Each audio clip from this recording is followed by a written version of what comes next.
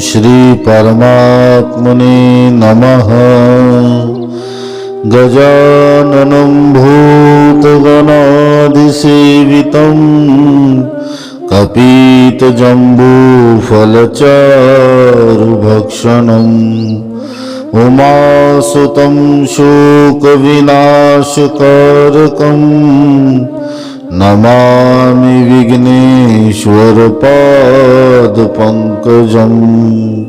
गुरुर्ब्रह्मा गुरुर्विष्णु गुरुर्देवो महेश्वरा गुरुर्साक्षात् परब्रह्म तस्मै श्री गुरुवे नमः। नारायण नमस्कृत्यं नरं चैव नरोत्तमं देवीं सरस्वतीं व्यासं ततो जयमुदीरयेत्। गीताशास्त्रमिदं पुण्यं यः पठेत् प्रयतः पुमान् विष्णुः पदमवाप्नोति भयशोकादिवर्जितः। ओम नमो भगवते वासुदेवाय। सभी को मेरा ओम नमो नारायण। श्रीमद् भगवद गीता की चर्चा करते हुए हम यहाँ छठे अध्याय की चर्चा कर रहे हैं, जहाँ भगवान अर्जुन को भक्ति योग के द्वारा भगवान को प्राप्त हुए पुरुष के महत्व का प्रतिपादन करते हैं तथा उसके लक्षण बतलाते हैं। अब आगे भगवान सांख्य योग के द्वारा परमात्मा को प्राप्त हुए पुरुष के समदर्शन का महत्व बताते हैं। आत्मौपम्येन सर्वत्र समं पश्यति अर्जुन सुखं वा यदि वा दुखं सह योगी परमो मतः। हे अर्जुन, जो योगी अपनी भांति संपूर्ण भूतों में सम देखता है और सुख अथवा दुख को भी सब में सम देखता है, वह योगी परम श्रेष्ठ माना गया है। जिस प्रकार मनुष्य अपने शरीर के सभी अंगों से एक जैसा प्रेम करता है और एक ही भाव से देखता है, उसके लिए शरीर का प्रत्येक अंग महत्वपूर्ण रहता है। प्रत्येक अंग भिन्न भिन्न कार्य करते रहने पर भी सभी अंगों में उसे अपनी एक आत्मा का ही अनुभव होता है। ठीक उसी प्रकार ही संपूर्ण चराचर संसार में अपने आप को समभाव से सांख्य योगी देखता है, उसी को भगवान यहाँ सम कहते हैं।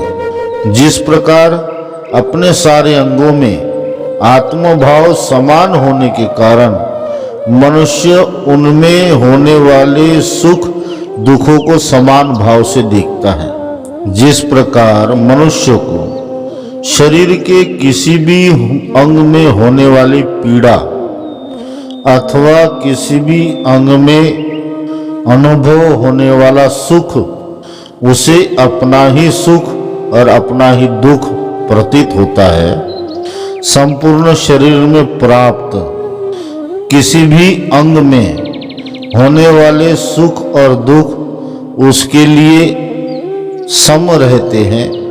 ठीक उसी प्रकार संपूर्ण चराचर संसार में आत्मभाव समान हो जाने के कारण जो उनमें प्रतीत होने वाले सुख दुख को समान भाव से देखता है, सर्वत्र आत्मदृष्टि अर्थात भीतर तथा बाहर वही निराकार तत्व स्थित है। इस प्रकार का दृढ़ निश्चय दृढ़ दृष्टि हो जाने के कारण समस्त विराट विश्व उसका अपना ही स्वरूप बन जाता है। फिर जगत में उसके लिए कोई भी दूसरा नहीं रहता, केवल और केवल एक मैं ही उसके लिए शेष रहता है। जिस प्रकार मनुष्य स्वयं को कभी कोई कष्ट नहीं देना चाहता, कभी कोई दुख नहीं देना चाहता, सदैव ही अपने आप को सुख देने के लिए ही मनुष्य प्रयासरत रहता है, सुख देने की ही सदैव चेष्टा करता है।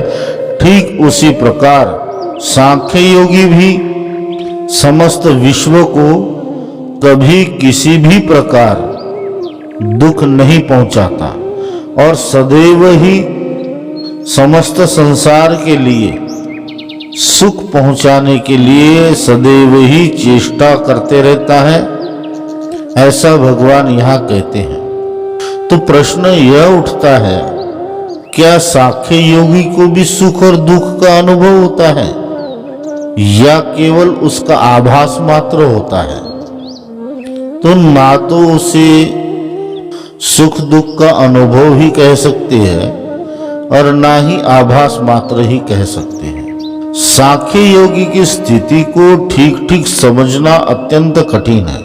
संपूर्ण जगत में वो केवल और केवल एकमात्र परमात्मा को ही देखता है। उसके लिए परमात्मा के सिवा संसार तथा उसके अपने भीतर भी कुछ शेष रहता ही नहीं। जब ऐसे सांख्य योगी को परमात्मा के सिवा किसी और वस्तु की सत्ता बची ही नहीं रहती, तो सुख दुख का अनुभव किस प्रकार उसका हो सकता है?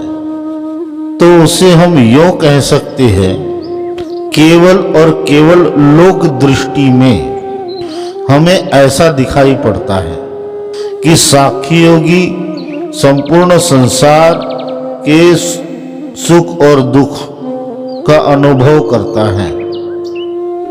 लोक दृष्टि में केवल प्रतीति मात्र होती है, तथापि उसके कार्य बड़े ही उत्तम, सकुशल और सुव्यवस्थित होते हैं, क्योंकि उसका कोई भी कार्य शास्त्र मर्यादा के विरुद्ध होता ही नहीं। तो फिर प्रश्न यह उठता है कि यदि सुख और दुख का उसे अनुभव ही नहीं होता, तो सुख प्राप्ति के लिए संसार के तथा संसार के दुख निवृत्ति के लिए उसकी चेष्टा क्यों होती है, क्यों वह उस प्रकार कार्य करता है? तो यही तो सांख्य योगी के विषय में बड़ी अद्भुत बात है। इसे यूं समझना चाहिए कि जैसे कुछ बच्चे खेलते खेलते आपस में लड़ने लग जाएं और लड़ते लड़ते एक दूसरे को चोट पहुंचाकर दुखी हो जाए, उन बच्चों के झगड़ने का कोई विशेष कारण नहीं होता। व्यर्थ कारणों और तुच्छ कारणों के प्रभाव में खेल खेल में ही वह लड़ने लग जाते हैं और एक दूसरे को चोटिल करके दुख भी पहुंचाते हैं। तब कोई बुद्धिमान पुरुष उनके बीच में आकर उन्हें अच्छी तरह से समझाता है, अलग अलग बातें उन्हें समझाकर उनके दुख दूर करने का प्रयत्न करता है। वैसे ही सांख्य योगी भी दुख में पड़े हुए विश्व की दुख निवृत्ति के लिए चेष्टा करते हैं। वास्तव में देखा जाए तो सांख्य योगी को संसार से ना तो धन, मान, प्रतिष्ठा, कीर्ति, किसी भी वस्तु की आवश्यकता नहीं होती, क्योंकि एकमात्र परमात्मा को छोड़कर सांख्य योगी के लिए किसी की भी सत्ता नहीं रहती। परंतु ठीक उसी प्रकार जिस प्रकार कोई बुद्धिमान मनुष्य बच्चों को समझाकर उनके झगड़े को, उनके दुखों को दूर करने का प्रयत्न करता है, उस प्रयत्न में उस बुद्धिमान पुरुष को ना तो बच्चों से कुछ प्राप्त करने की आशा होती है और ना ही कोई प्रयोजन होता है। ठीक उसी प्रकार सांख्य योगी भी संसार को सदा ही सुख पहुंचाने का कार्य करते रहता है, चेष्टा करते रहता है। इसे शब्दों में ठीक ठीक प्रकार समझाना अत्यंत कठिन है।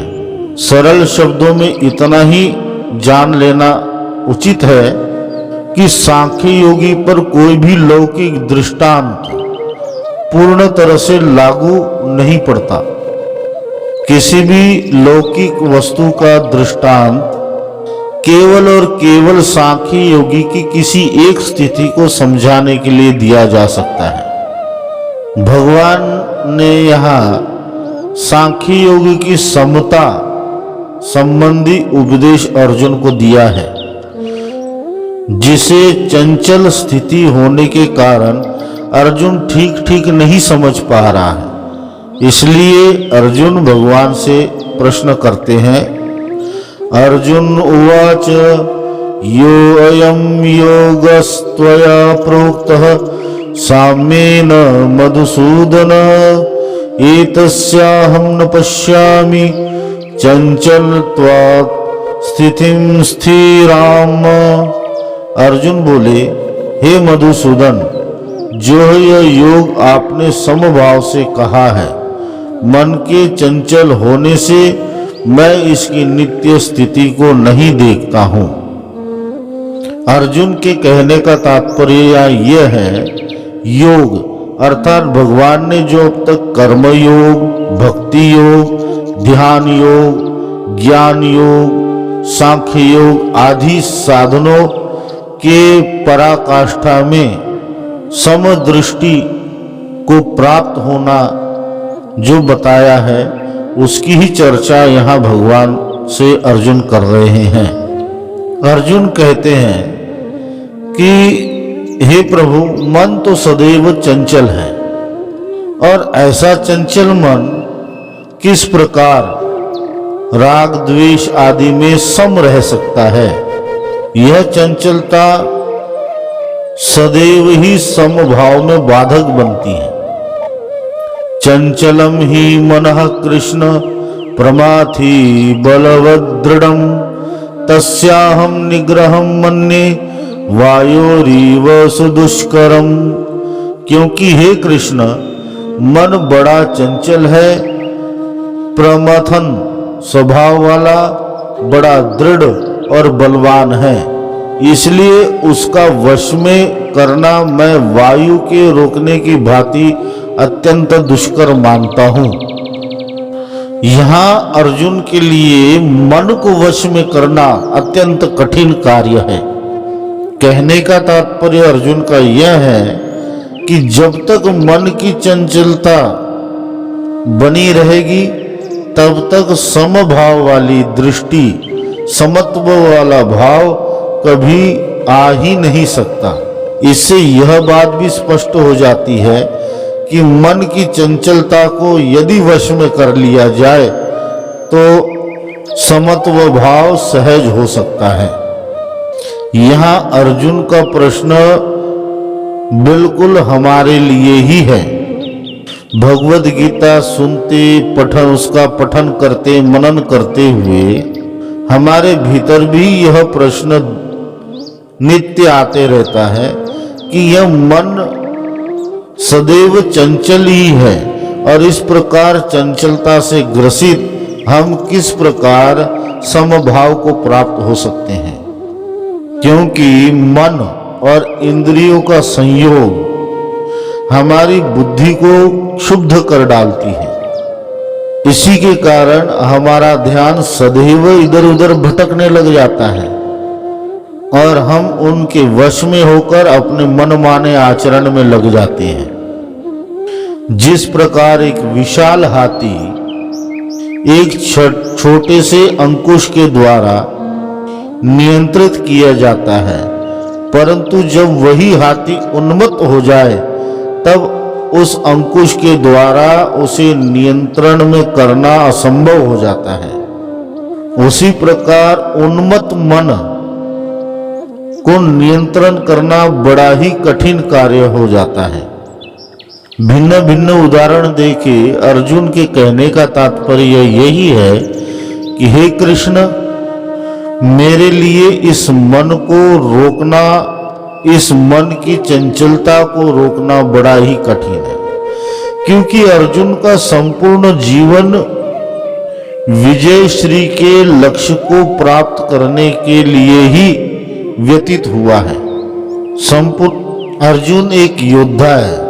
उसके जीवन का केवल और केवल एक ही लक्ष्य है कि वह विजय श्री को प्राप्त करे, कीर्ति को प्राप्त करे, संसार का सबसे बड़ा धनुर्धर कहलाए। इसलिए उसका यह ध्येय उसके मन में दृढ़ हो चुका है। इसलिए अर्जुन को यहां समभाव, शत्रु और मित्र में सम रहना अत्यंत कठिन प्रतीत हो रहा है। अर्जुन के प्रश्नों को सुनकर भगवान मन को वश में करने का उपाय अर्जुन को बतलाते हैं। असंशयम महाबाहो मनो दुर्निग्रहं चलम अभ्यासेन तु कौन्तेय वैराग्येण च गृह्यते। श्री भगवान बोले, हे महाबाहो, निसंदेह मन चंचल और कठिनता से वश में होने वाला है, परंतु हे कुंती पुत्र अर्जुन, यह अभ्यास और वैराग्य से ही वश में होता है। भगवान यहाँ अर्जुन की दुविधा का समर्थन करते हुए ही कहते हैं कि वास्तव में मन को एकाग्र करना, उसकी चंचलता को रोकना बड़ा ही कठिन है, परंतु साथ ही यह कहते हैं कि निरंतर अभ्यास से मन की चंचलता को वश में करना संभव है। और निरंतर अभ्यास किस प्रकार का? मन को किसी लक्ष्य के विषय में तदाकार करने के लिए उसे अन्य विषयों से खींच कर बार बार उस विषय में लगाने के लिए किए जाने वाले प्रयत्न का नाम ही अभ्यास है। जिस प्रकार अर्जुन धनुर्धर की विद्या सीखते हुए प्रथम जब गुरु द्रोण ने अर्जुन को पूछा था कि सामने उस पेड़ पे बैठे हुए पंछी के ओर अपना निशाना लगाओ और बताओ कि तुम्हें क्या दिख रहा है, तब अर्जुन ने कहा, तो प्रथम दृष्टि में तो अर्जुन को दिखाई पड़ा कि वृक्ष है, वृक्ष की डाल पर एक पंछी बैठा है। तब गुरु ने कहा कि संपूर्ण दृश्यों को त्यागो और केवल एक ध्येय वस्तु उस पंछी की नेत्र की ओर देखो और अब बताओ क्या दिख रहा है। जब अर्जुन ने संपूर्ण ध्येयों को त्याग कर केवल पंछी की आंख में अपना ध्यान केंद्रित किया तो उसे उस पंछी की केवल आंख ही नजर आई। बाकी संपूर्ण दृष्टि जगत उसके लिए अदृश्य हो गए और केवल उस पंछी के नेत्र ही उसके लिए शेष रह गए। तभी वह अपना निशाना वो वहां लगा सका। इसी प्रकार एक ध्येय निश्चित करके बाकी चीजों से मन हटाकर केवल उस ध्येय में ही ध्यान केंद्रित करना और निरंतर उसका अभ्यास करना, उसी से मन की चंचलता को वश में किया जा सकता है और सटीक निशाना लगाया जा सकता है। इसके लिए एक और सरल अभ्यास है कि हमारा मन जहां भी जाए, जिन भी वस्तुओं में जाए, जिन भी वस्तुओं का चिंतन करे, वहीं अपने इष्ट देव का भी चिंतन करना चाहिए। उसी जगह परमात्मा के स्वरूप का चिंतन करना चाहिए। अपने इष्ट का निरंतर नाम जप करना चाहिए। स्वाध्याय के द्वारा अपने इष्ट संबंधी ग्रंथों का अध्ययन करना चाहिए। उनके लीला चरित्रों का श्रवण मनन करना चाहिए। भगवत प्राप्त महात्मा पुरुषों का संग करना चाहिए तथा उनकी अमृतमय वाणी को श्रद्धा पूर्वक धारण करना चाहिए। इसी प्रकार के नित्य निरंतर अभ्यास से मन की चंचलता को हम रोक सकते हैं। भगवान यहाँ वैराग्य के बारे में भी कह रहे हैं। इस लोक और परलोक के संपूर्ण पदार्थों से जब आसक्ति और समस्त कामनाओं का पूर्णतया नाश हो जाता है तब उसे वैराग्य कहते हैं। वैराग्यवान पुरुष के चित्त में सुख या दुख दोनों ही से कोई विशेष विकार नहीं होता। वह उस अचल और अटल अभ्यांतरिक अनासक्ति या पूर्ण वैराग्य को प्राप्त होता है जो किसी भी हालत में उसके चित्त को और किसी और को खींचने नहीं देता। और इस प्रकार का वैराग्य किस प्रकार प्राप्त किया जा सकता है, तो उसके भी कुछ साधन हैं। संसार के पदार्थों में जहां हमें सुख प्रतीत होता है उसका भली प्रकार अन्वेषण करके यह देखना कि वास्तव में क्या उनमें सुख है, तब हमें प्रतीत होता है कि उनमें सुख नहीं, सुख का केवल प्रतीति है, वास्तव में सुख का तो वहां अभाव ही है। संसार के जन्म मृत्यु जरा व्याधि आदि दुख आदि दोषों को देखना तथा प्रत्येक वस्तु को यहाँ की अनित्य मानना, उपनिषदों का अध्ययन करना तथा उसके अर्थ को अंगीकार करना, इस प्रकार के कई साधन हैं जिसका मनन और चिंतन करते रहने से निरंतर अभ्यास से मनुष्य वैराग्य को प्राप्त होता है। आगे भगवान कहते हैं असंयतात्मा योगो दुष्प्राप इति मे मतिः वश्यात्मना तु यतता शक्यो अवाप्तुमुपायतः। जिसका मन वश में किया हुआ नहीं है ऐसे पुरुष द्वारा योग दुष्प्राप्य है, और वश में किए हुए मन वाले प्रयत्नशील पुरुष द्वारा साधन से उसका प्राप्त होना सहज है। यह मेरा मत है। यहाँ भगवान अर्जुन से कहते हैं कि हे अर्जुन, जो अभ्यास और वैराग्य के द्वारा अपने मन को वश में नहीं कर लेते, उनके मन पर सदैव राग और द्वेष का अधिकार रहता है। वह सदैव इंद्रियों तथा मन के वशीभूत होकर अस्थिर चित्त के कारण एक भोगों से दूसरे भोग, दूसरे भोगों से तीसरे भोग में नित्य निरंतर भटकते रहता है। जिस प्रकार किसी प्रेत को एक स्थान पर शांति प्राप्त नहीं होती, जिस प्रकार कोई बंदर एक डाली से दूसरे डाली पर उछलते रहता है, ठीक उसी प्रकार ऐसा व्यक्ति भी एक विषय से दूसरे विषयों में निरंतर कूदते रहता है, उछलते रहता है। परंतु ठीक इसके विपरीत जिसका मन तथा इंद्रिय वश में हो गई हो, वश में हो जाने पर इसकी चंचलता, प्रमथनशीलता, इंद्रियों का बल सभी दूर हो जाता है।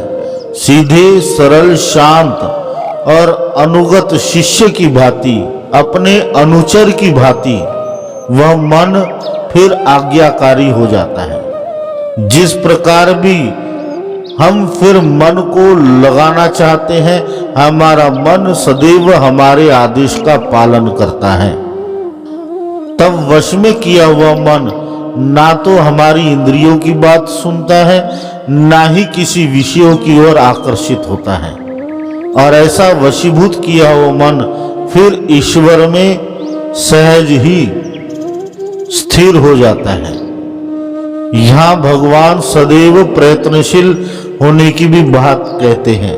इससे भगवान यह अर्जुन को कहते हैं कि मन के वश में हो जाने के बाद भी यदि प्रयत्न त्याग दिया जाए तो यह मन पुनः अपने रास्ते से भटक जाता है और उच्छृंखल हो जाता है। इसलिए मनुष्य को सदैव प्रयत्नशील रहना चाहिए, अपने अभ्यास को नित्य निरंतर करते रहना चाहिए, जिससे मन सदैव ही वश में रहे।